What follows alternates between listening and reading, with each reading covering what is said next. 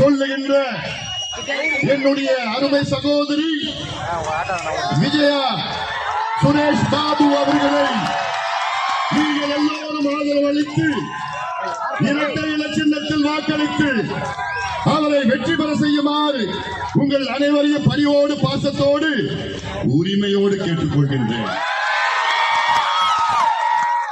இங்கே விஜயா சுரேஷ் பாபு அவர்கள் வெற்றி பெற்றால் அடுத்த மாதம் செயின்ட் ஜார்ஜ் கோட்டையிலே எடப்பாடி பழனிசாமி அவர்கள் தமிழ்நாட்டின் முதலமைச்சர். இது காலத்தின் கட்டாயம், இது அவசியமானது. தமிழ்நாட்டை பாதுகாக்க வேண்டும், தமிழ்நாட்டை காப்பாற்ற வேண்டும் என்றால் இந்த திருட்டு திமுக, இந்த துரோகி திமுக, இந்த 420 திமுக, இந்த கஞ்சா விற்கின்ற திமுக, பெண்களுக்கு எதிரான திமுக, குழந்தைகளை பாலியல் வன்கொடுமை செய்து கொடூரமான முறையிலே கொலை செய்கின்ற திமுக ஆட்சியை விரட்டி அடியுங்கள், விரட்டி அடியுங்கள். இந்த தேர்தல் பிரச்சாரத்தை மிக சிறப்பாக நடத்தி கொண்டிருக்கின்ற பாட்டாளி மக்கள் கட்சியின் மாவட்ட செயலாளர் பாலசக்தி அவர்கள், அதே போன்று விக்கிரவண்டி சட்டமன்ற தொகுதிக்கு நம்முடைய மாவட்ட செயலாளர் சட்டமன்ற உறுப்பினர் தம்பி சிவகுமார் அவர்களும், இங்கே மாவட்ட தலைவர் தங்கஜோதி அவர்கள், சி அன்புமணி அவர்கள், பழனிவேல் அவர்கள் மற்றும் அனைத்து இந்திய அண்ணா திராவிட முன்னேற்ற கழகத்தின் நிர்வாகிகள், மரியாதைக்குரிய திரு சி.வி. ராதாகிருஷ்ணன் அவர்கள், வெற்றி வேட்பாளர் விஜயா ஜி.கே. ராமதாஸ் அவர்கள், கோட்டை முருகன் அவர்கள், எல்.கே. கண்ணன் அவர்கள், கே. ராமதாஸ் அவர்கள், ராஜா அவர்கள், ஆர்.டி. முருகவேல் அவர்கள், சுரேஷ் பாபு அவர்கள், சங்கர் அவர்கள், அன்புவேல், என்.ஜி. சக்திவேல், பாரதிய ஜனதா கட்சியின் விஜய் அவர்கள், வனிதா அவர்கள், வடிவேல் பழனி அவர்கள், குபேர் அவர்கள், சுகுமார் அவர்கள், அமமுகவின் மணிகண்டன் அவர்கள், கார்த்திகேயன் அவர்கள், சக்தி முருகன் அவர்கள், ஆனந்தன் அவர்கள், பகுஜன் சமாஜ் கட்சியின் ராஜேஷ் அவர்கள், கடு சிறுத்தை அவர்கள், புரட்சி பாரதத்தின் தமிழரசன் மன்மதன் அவர்கள், ஐஜேகேவன் ஆர்.கே. அறிவு அவர்கள் உள்ளிட்ட அனைத்து நம் கூட்டணி கட்சியின் நிர்வாகிகளே, இங்கே எழுச்சியோடு வீரத்தோடு இந்த திமுகவை விரட்டி அடிப்போம் என்ற முழக்கத்தோடு வருகின்ற என் தம்பிகளே, என் தங்கைகளே, என் சகோதரிகள், அண்ணன்மார்கள், தாய்மார்கள், விவசாய பெருமக்கள், வியாபார பெருமக்கள், நெசவாள பெருமக்களே, உங்கள் அனைவருக்கும் இந்த அன்புமணி ராமதாஸ் பணிவான வணக்கம். இங்கே அருமை சகோதரி விஜயா அவர்கள் வெற்றி பெற்றாக வேண்டும். ஒரு பெண்ணை, முதலாவது பிரச்சனை பெண்களுக்கு பாதுகாப்பு கிடையாது. தமிழ்நாடு முழுவதும் நான் சுற்றி வருகின்றேன். கடந்த ஆண்டு 100 நாள் நடைபயணத்தை நான் மேற்கொண்டேன். செல்லுகின்ற இடமெல்லாம் தாய்மார்கள் வந்து கதறி கொண்டிருந்தார்கள். காரணம், எங்கள் பெண் பிள்ளைக்கு பாதுகாப்பு இல்லை. எங்கள் பெண்கள் பள்ளிக்கூடம் சென்று திரும்பி வருமா, கல்லூரி சென்று திரும்பி வருமா, வேலைக்கு சென்று திரும்பி வருமா என்ற ஆதங்கம் எங்களுக்கு இருக்கிறது என்று தமிழ்நாட்டில் உள்ள அத்துணை தாய்மார்களும் பெற்றோர்களும் கதறி கொண்டிருக்கின்றார்கள். காரணம், இந்த கேடுகட்ட திமுக ஆட்சி, கையாளாகாத திமுக ஆட்சி, பெண்களுக்கு பாதுகாப்பு வழங்க முடியாத ஒரு ஆட்சி. இதெல்லாம் ஒரு ஆட்சி, இதற்கு ஒரு முதலமைச்சரா? சிந்தித்து பாருங்கள். ஒரு முதலமைச்சருடைய முதன்மை கடமை என்ன? தன் மாநிலத்தில் உள்ள பெண்களுக்கு பாதுகாப்பு வழங்குவதுதான் ஒரு முதலமைச்சருடைய முதன்மை கடமை. அதனாயா உங்க வீட்டு, உங்க மாநிலத்துல, உங்க ஊருடைய பெண்களை பாதுகாக்க முடியலன்னா உனக்கெல்லாம் எதுக்கு பதவி, பொறுப்பு, ஆட்சி? விட்டுட்டு போங்க. போன மாசம்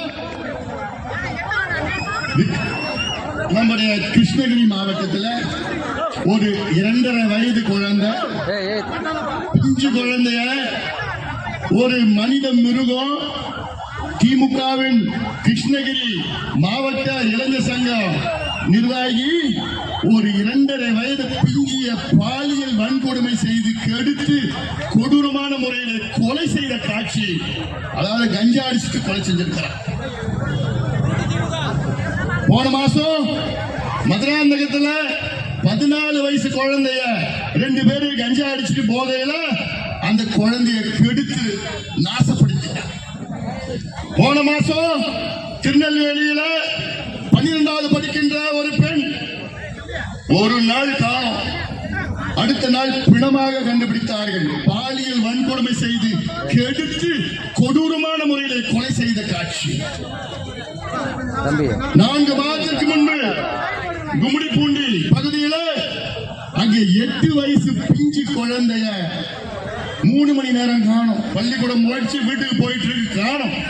அப்பா அம்மா கதறாங்க, எங்கடா என் குழந்தை? 3 மணி நேரம் போய் கழிச்சு ஒரு புதர் இருந்து வருது. அப்படி ரத்த கலையத்தோட கீறி சுரண்டு இந்த காட்சியெல்லாம் பாக்குறப்போ எனக்கு அவ்வளவு வேதனை மட்டும் இல்ல, கோபம், ஆத்திரம். என்னடா ஆட்சி நடத்துறீங்க நீங்க எல்லாம்? துப்பு இல்லையா வந்து ஆட்சி நடத்துறது? இந்த குழந்தைகளுக்கு பாதுகாப்பு வழங்க முடியலன்னா உனக்கு எதுக்கு ஆட்சி? பெண்களுக்கு பாதுகாப்பு முடியலன்னா எதுக்கு ஆட்சி? இதுதான் தமிழ்நாட்டுடைய நிலை. அதற்காகத்தான் நாங்கள் எல்லாம் ஒன்னா சேர்ந்திருக்கிறோம். உங்களை காப்பாற்றுவது உங்கள் பெண் பிள்ளைகளை, மகளிர், பெற்றோர், உங்களுடைய பிள்ளைகளை காப்பாற்றுவது. தமிழ்நாட்டில் எங்க பார்த்தாலும் கஞ்சா, காக்கை, ஹெராயின், அபின், எல்எஸ்டி, ஃபென்டனைல், மித்தைலாம்பெட்டமைன், வெள்ளக்கார என்னென்ன போதை மாத்திரை, போதை மருந்து, போதை பவுடர் பயன்படுத்துறானோ அத்தனையும் தமிழ்நாட்டில் தெரு தெருவா, வீதி வீதியா, நகரத்தில் மட்டுமில்ல குக்கிராமங்களில் விற்றுக் கொண்டிருக்கின்றார்கள் திமுக கட்சிக்காரர். அதை பத்தி தெரிஞ்சும் எந்த நடவடிக்கையும் எடுக்காத ஸ்டாலின் அவர்களே, நீங்க எல்லாம் எதுக்கியா முதலமைச்சராக இருக்கிறீங்க? இந்த தலைமுறையை நாசப்படுத்திய திமுக. தலைமுறைனா யாருமா? உங்க பிள்ளை, உங்க பேர பிள்ளைங்க. இன்னொரு முறை உங்களுக்கு வாய்ப்பு கொடுத்தீங்கன்னா உங்க பிள்ளைய மறந்துடுங்க, உங்க பேர பிள்ளைகளை மறந்துடுங்க. நானும் 3 மகள்களை பெற்ற தந்தையா நான் கேட்கிறேன்.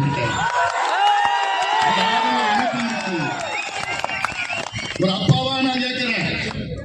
தமிழ்நாட்டில் உள்ள பிள்ளைகள், பேர பிள்ளைகள், பெண் பிள்ளைகளுக்கு பாதுகாப்பு வேண்டும் என்றால் தமிழ்நாட்டின் முதலமைச்சராக எடப்பாடி பழனிசாமி வர வேண்டும். அதற்கு இங்கே விஜயா அவர்கள் இந்த தொகுதியில வெற்றி பெற்றாக வேண்டும். இது அவசியமானது, காலத்தின் கட்டாயம், இது அவசியமானது. அதற்காகத்தான் நாங்கள் எல்லாம் ஒன்று சேர்த்திருக்கிறோம். 2 நாட்களுக்கு முன்பு முதலமைச்சர் இந்த மாவட்டத்துக்கு வருகிறார். இந்த மாவட்டத்துக்கு வந்த பிறகுதான் அவர்களுக்கு சமூக நீதினு அப்படி ஞாபகம் வரும். இல்லைன்னா அவர் பேச மாட்டார். நான் கேட்கிறேன், ஸ்டாலின் அவர்களே, சமூக நீதினா என்னையா? அதுக்கு அர்த்தம் சொல்லுங்க. அவர் சொல்ற ஸ்டாலின், நான் தந்தை பெரியாருடைய கொள்ளு பேர், அண்ணாவுடைய பேர், கலைஞருடைய மகன். சரி, அதனால என்ன? நீங்க என்ன செஞ்சீங்க? 5 ஆண்டுகாலம் நீங்க ஏதாவது செஞ்சீங்களா? சமூக நீதிக்கு ஏதாவது செஞ்சீங்களா? சமூக நீதினா என்னையா? அடித்தளத்தில் உள்ள மக்கள், பட்டியலின மக்கள், வண்டியர் மக்கள், யாதவர் மக்கள், விவசாய மக்கள், பாட்டாளி மக்கள், நெசவாளர்கள், தொழிலாளர்கள், வியாபாரிகள், அத்துணை மக்களும் முன்னுக்கு வர வேண்டும். கல்வி, சுகாதாரம், பொருளாதார முன்னேற்றம் அடைய வேண்டும். அதான் சமூக நீதி. என்னையா பண்ணீங்க 5 ஆண்டு காலத்துல?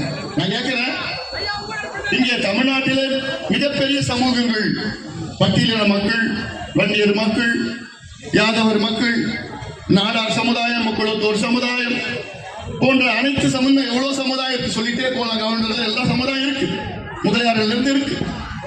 ஆனால் நீங்க என்ன செஞ்சீங்கன்னு நான் கேட்கிறேன். 5 ஆண்டு காலம் பட்டியலின மக்களுக்கு என்ன செஞ்சீங்க நான் கேட்கிறேன். திருமாவளவன் அவர்கள் அந்த கூட்டணியில் இருக்கிறார். அவர் அந்த கூட்டணியில கூணி குறுகி உட்கார்ந்துட்டு இருக்கிறார். அவரை ஒதுக்கிட்டார், ஓரம் கட்டிட்டார். வாய் பேச முடியல, வாயை திறக்க முடியல. வேங்க வாயெல்லாம் வாயை திறக்க முடியல, நாங்கி நேரினா வாயை திறக்க முடியல, பதினாறுனா வாயை திறக்க முடியல.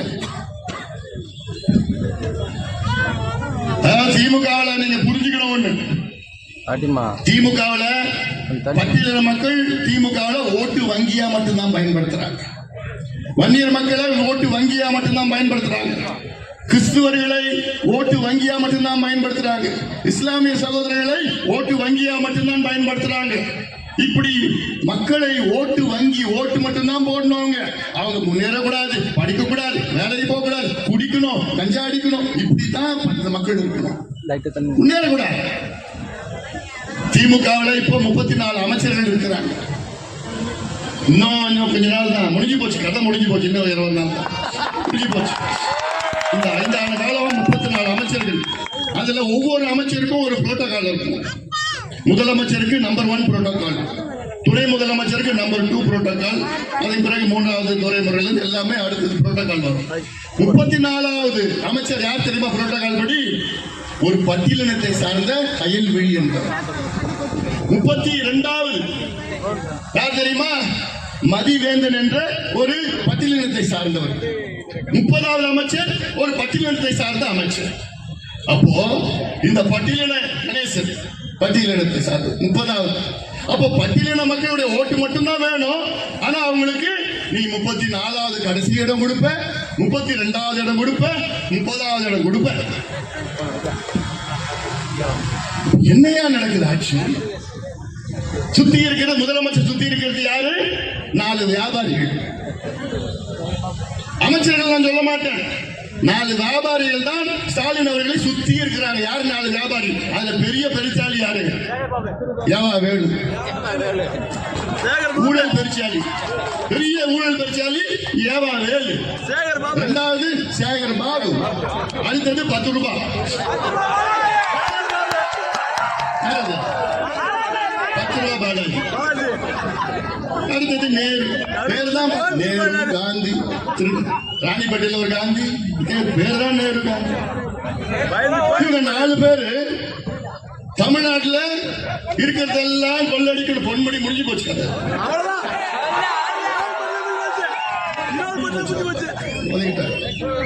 இவங்க 4 பேர் தான் முதலமைச்சர் சுத்தி உட்கார்ந்துக்கிட்டு அவங்களோட கிச்சன் கேபினட் அவங்க வீட்டுல போய் உட்காந்துட்டு இருக்கிற காசெல்லாம் அங்க அங்கே கொள்ளடிச்சு மிரட்டிக்கிட்டு தேர்தல் வந்தோன்னா பணம் மூட்டி எடுத்துட்டு வருவாங்க, வந்து கொடுக்க போறாங்க. இப்பதான் அங்க கள்ளக்குறிச்சியில இருந்து வந்தேன்னு நினைப்பேன். கள்ளக்குடி ரிஷிவந்தன் தொகுதியில அங்கே ஒரு பெருச்சாலி ஒன்று இருக்கு. 10 செந்தில் பாதாளி இருக்கணும். பேர் என்ன? வசந்த கார்த்திக். இன்னும் 1 மாசம் ஜெயிலுக்கு போக. சிபிஐ வழக்கு இருக்கு. கள்ளச்சாராயம், கள்ளக்குறிச்சினாலே கள்ளச்சாராயம். 67 பேர் கொலை செய்த சம்பவம் கள்ளக்குறிச்சி. 67 பேர். அது வந்து கள்ளச்சாராயம் சாவு கிடையாது. திமுக முதலமைச்சர் ஸ்டாலின் அவர்கள் 67 பேரை படுகொலை செய்த சம்பவம் கள்ளக்குறிச்சியில் நடைபெற்றது கடந்த ஆண்டு. அதெல்லாம் மறக்க முடியாது. அந்த 67 பேர்ல 63 பேர் பட்டியலின மக்கள். இப்படி காசுக்காக கஞ்சா வித்து, சாராயத்தை விட்டு, கள்ளச்சாராயத்தை விட்டு அத்தனை மக்களை சுரண்டி பெண்களை இழிவுபடுத்தி மானபங்கம் செய்து ஒரு பாதுகாப்பு இல்லாத ஒரு சூழல் தமிழ்நாட்டில். அதனால்தான் ஒரு மாற்றம் வர வேண்டும் என்று நாங்கள் ஒன்று சேர்ந்திருக்கின்றோம். தமிழ்நாட்டை காப்பாற்றணையா, தமிழ்நாட்டை 5 ஆண்டு காலம் இவர்களுக்கு வாய்ப்பு கொடுத்தாச்சு. 5 ஆண்டு காலம் வாய்ப்பு கொடுத்து தமிழ்நாட்டை நாசப்படுத்திட்டாங்க. முதலமைச்சர் ஸ்டாலின் அவர்கள் 5 ஆண்டுகளுக்கு முன்பு உங்களுக்கு எத்தனை வாக்குறுதி கொடுத்தார்? 505 வாக்குறுதிகள். அது எத்தனை தினமா நிறைவேற்றிருக்கிறாங்க? வெறும் 66. எத்தனை விழுக்காடுனா 13 விழுக்காடு. 13 விழுக்காடு என்றால் ஒரு தேர்வுல எக்ஸாம்ல குறைஞ்சது எத்தனை மார்க் எடுத்தா பாஸ்? 35 மார்க். திமுக எத்தனை மார்க் எடுத்திருக்கு? எவ்வளவு? 13 மார்க். மக்கு ஃபெயில் ஆயிடுச்சு. மக்கு 13 மார்க் எடுத்து ஃபெயில் ஆன கட்சி மறுபடியும் ஆட்சிக்கு வரலாமா? தூக்கி போடுங்க. ஃபெயில் ஆகுது. இப்போ அடுத்து எங்க கூட்டணிக்கு வாய்ப்பு கொடுங்க.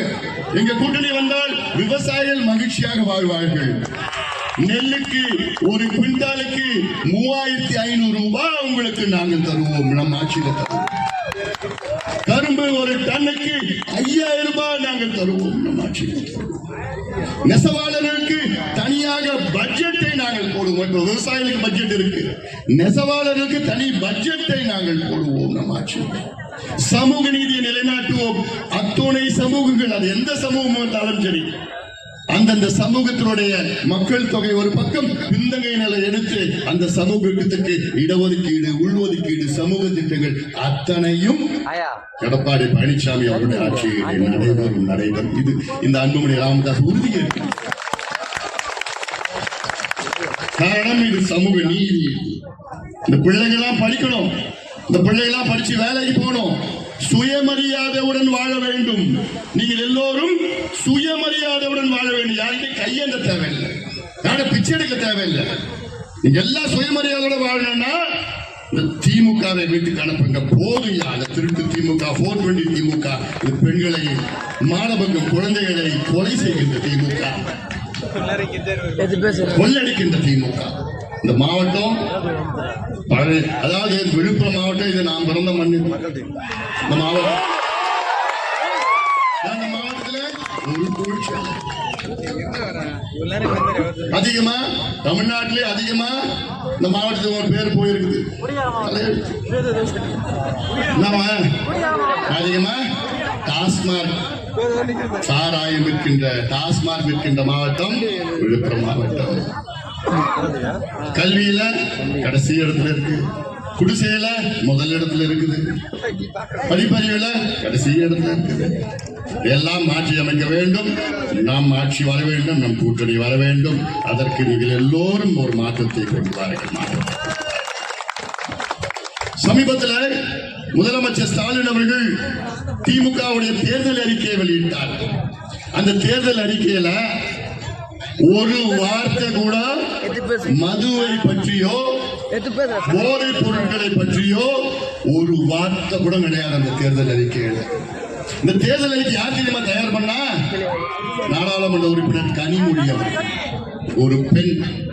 நான் கேட்கிறேன், இதுக்கு முன்பு நாங்கள் ஆட்சிக்கு வந்தால் முதல் நாள் முதல் கையெழுத்து பூரண மதுவிலக்கு என்று சொன்னீர்களே கனிமொழி அவர்களே, இந்த தேர்தல் அறிக்கை, உங்க தேர்தல் அறிக்கை ஒரு வார்த்தை கூட மதுவை பத்தி பேச முடியாத உங்களால? ஒரு வார்த்தை கூட போதைப் பொருட்களை பத்தி பேச முடியாதா? வெட்கக்கேடியா, வெட்கக்கேடு. இன்று தமிழ்நாட்டுடைய முதன்மை பிரச்சனை ஒரு பக்கம் மது, ஒரு பக்கம் போதைப் பொருட்கள். எடப்பாடி பழனிசாமி அவர்கள் சில நாட்களுக்கு முன்பு தேர்தல் அறிக்கை வெளியிட்டார். அல்ல, அவங்களுடைய தேர்தல் அறிக்கையில நாங்கள் ஆட்சிக்கு வந்தால் படிப்படியாக மதுவிலக்கை கொண்டு வருவோம், நாங்கள் ஆட்சிக்கு வந்தால் போதை ஒழிப்புக்கு தனி பிரிவை உருவாக்குவோம் என்று சொன்ன எடப்பாடி பழனிசாமி எங்க? வாயை மூடிக்கிட்டு அமைதியா இருக்கின்ற ஸ்டாலின் அவர்கள் எங்க? ஸ்டாலின் அவர்கள் சமீபத்தில் சொல்றாரு,